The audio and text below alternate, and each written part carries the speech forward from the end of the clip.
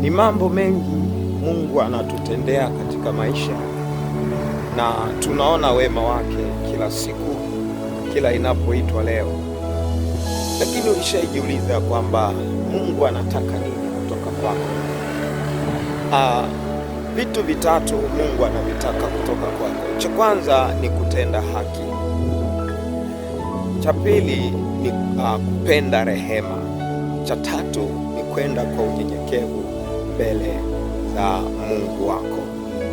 Mika sura ya 6 mstari wa 8 anasema, mwanadamu, mwanadamu, ni nini Mungu anataka kutoka kwako? Ni nini Mungu anataka kutoka kwako? Kwanza akasema kutenda haki, kupenda rehema na kwenda kwa unyenyekevu mbele za Mungu wako. Ni hayo tu Mungu anayoyataka kama kwetu wanadamu, na tutakiwa tuyaishi hayo. Mungu akubariki sana. Amina.